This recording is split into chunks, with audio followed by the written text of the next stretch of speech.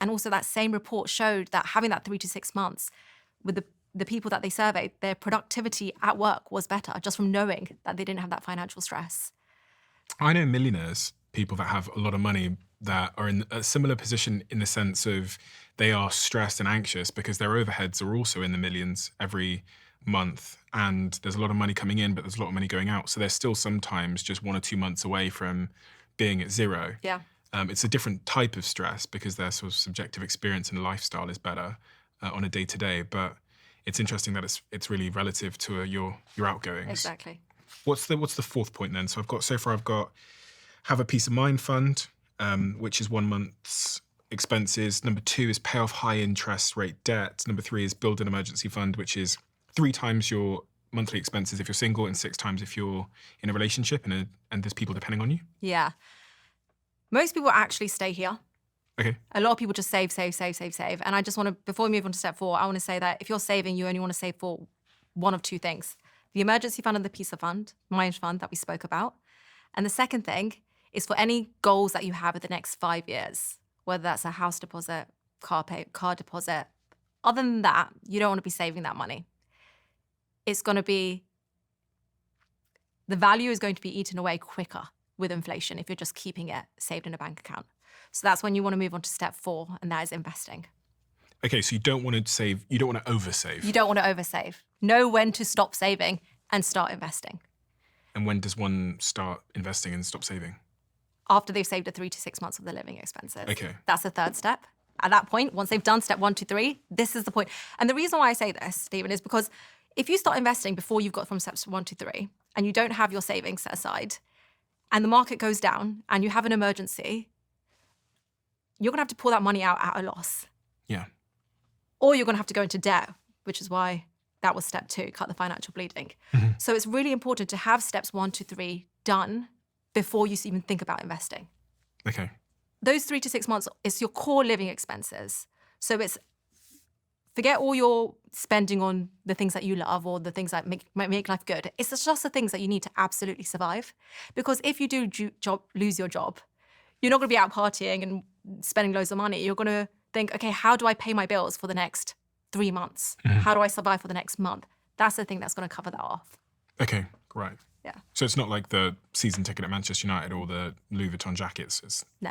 It's just your heating, your bills, your food, Exactly. survival. Yeah. So number 4 is investing? Number 4 is investing. For a while, we've heard of the phrase save for retirement. Yeah. Saving for retirement. You cannot save your way to retirement. With the way cost of living is going, with the way inflation is going, with the price retirement is going to cost by the time you get there, saving is just not enough. You have to be investing your money. And there are 2 main ways that you can invest. But before I even say that, most people know that they should be investing, but they don't do it. They say, I'll do it tomorrow or next week or next year. Or when I'm rich. Or when I'm rich. And then by the time they do start, they've missed out on the most powerful lever that they had going for them, which is time. That is one of the most important things when it comes to investing. Because of the way when you start investing with small recurring amounts, it just compounds over time. So early, often, when it comes to investing, there's 2 avenues to invest through. The first is through your employer-sponsored retirement account. Mm-hmm. And the second is through your own individual tax-advantaged account. What are those 2 things? The first is done through your employer. So what they do is they invest on behalf of you. In the UK, you're automatically enrolled into it. In the US, you'll have to check with your HR and get yourself enrolled into it. And what this does is your company, before it pays you or puts money into your bank account, it takes a small percentage, you could decide how much, and it puts it towards investments for you, on behalf of you, pre-tax. So you're not paying tax on that amount, you're putting it into an investment account, and then that money is compounding for you pre-tax. Do all employers do this? Most employers do it, not all employers do it.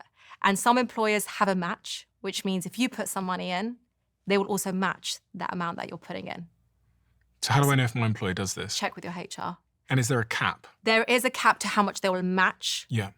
So say if they match up to 3%, then you want to put in the 3%. But then you could keep going. But at this stage, you don't even need to go over the match at this point of the the steps. You just want to put in enough to meet that match because you're getting the tax benefit and then you're also getting free money from your sponsored plan on top of that. You don't want to leave that on the table.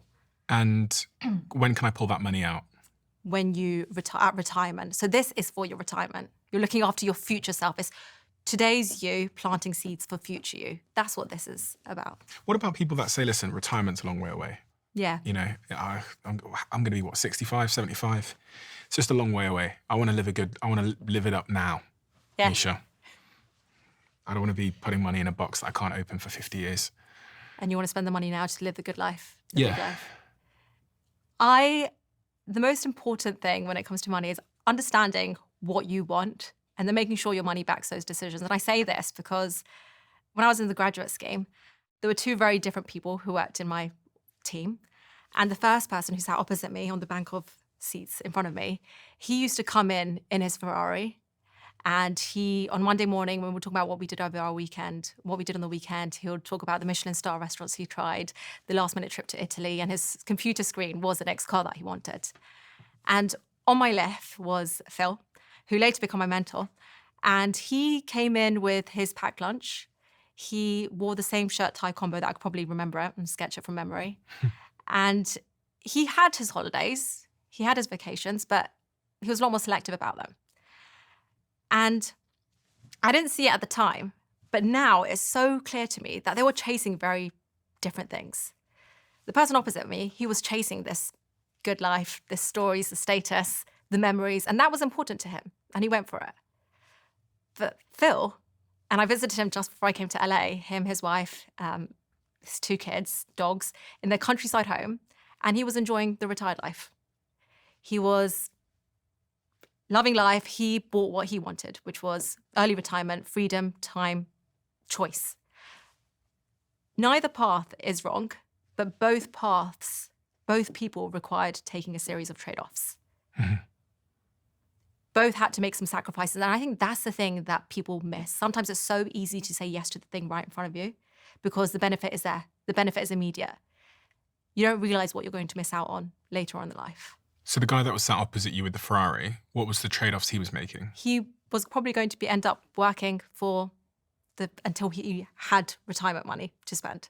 He was going to spend his life at banking, but he was going to live it big, but he wouldn't have the freedom, the choice, the time, because his spending and his income matched each other. Mm-hmm.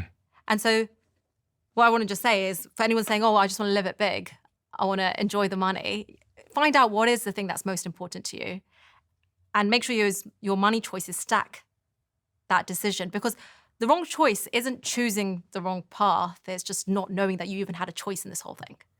Do you think the guy that sat opposite you with the Ferrari was in any way insecure? Was there an element of seeking validation?